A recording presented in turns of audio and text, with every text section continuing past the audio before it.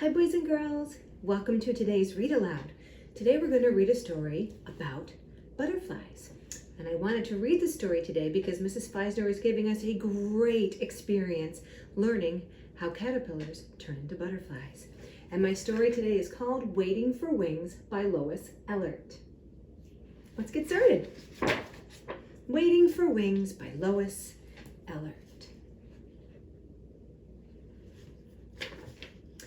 Out in the fields, the eggs are hidden from view. Clinging to leaves with butterfly glue. And if you look carefully, the eggs are hidden underneath leaves to protect the eggs. Soon caterpillars hatch. They creep and chew. Each one knows what it must do.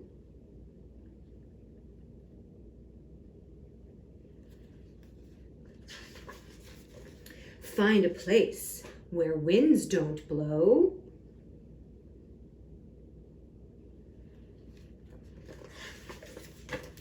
Then make a case in which to grow. Caterpillar changes now begin. Body and wings take shape within. When it's time, each case is torn. Wings unfold and new butterflies are born.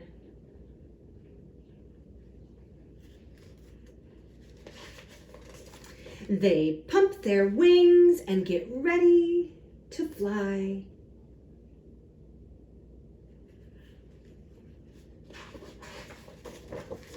Then hungry butterflies head for the sky, looking for flowers with nectar to eat.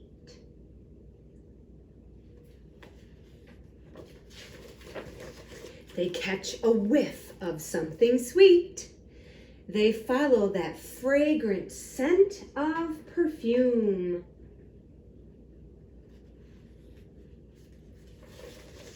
Until they find our garden in bloom.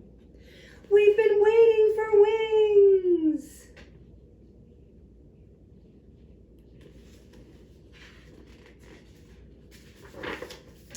We watch them circle and land on their feet.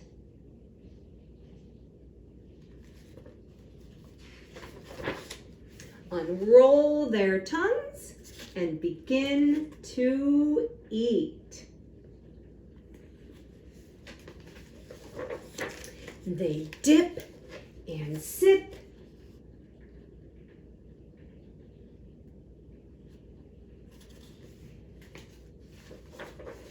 Then fly away back home to the fields. They have eggs to lay.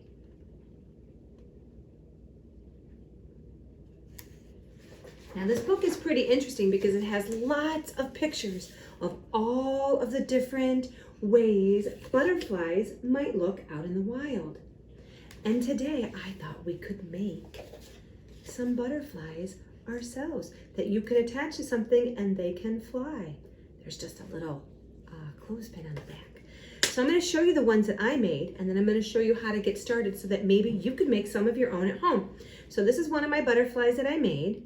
Just a bunch of blue and purple and pink, and I had lots of little sparkly things at home in my craft basket, and just a clothespin on the back. So I could attach it to something, maybe in my room or maybe outside on a branch to make the house look pretty.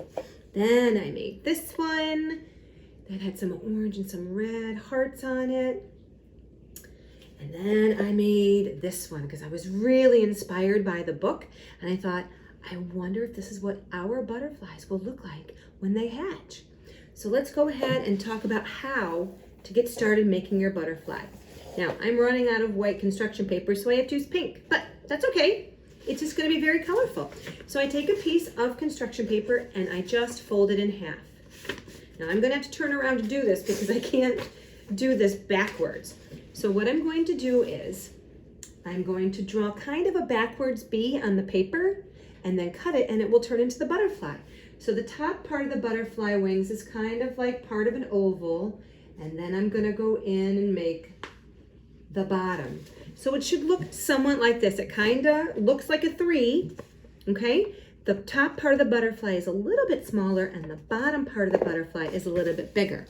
And now I'm going to go ahead and cut it out.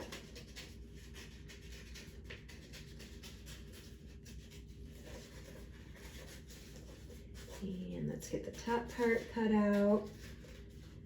Now, I happen to have, there's my body of my butterfly. It's not very big, but it doesn't have to be, okay? I happen to have some just little tiny paint pots at home, and they're super tiny, but this is all that I have, so this is what I have to use.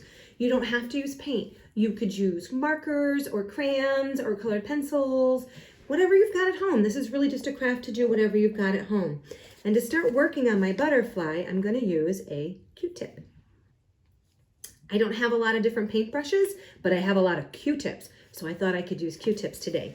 And I'm going to now just paint a little circle of green here. And then I'm going to paint a bigger circle of green down here. Okay, I've got 2 circles. And then I'm going to do the same thing on the other side. Continuing using my green, because I haven't used my green yet. I thought it would be a nice, fun springtime color. Go ahead and make ovals that are just about matching size. So that's what my butterfly looks like right now.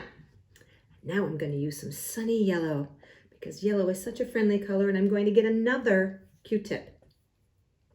And now I'm going to just make dots. I'm going to put a dot here and a dot here and a dot here. It's kind of hard to see the yellow on this pink, but I will get a nice big close up so that you can see it once it's all done. Sorry, it's going to take a little bit of time for me to create my butterfly, but thank you for being patient. When you make a butterfly today, if you happen to have craft supplies at home and you want to make a butterfly, make sure you send a picture to your teacher so that your teacher can see what your creation looks like. So I have all of my yellow dots on it, okay?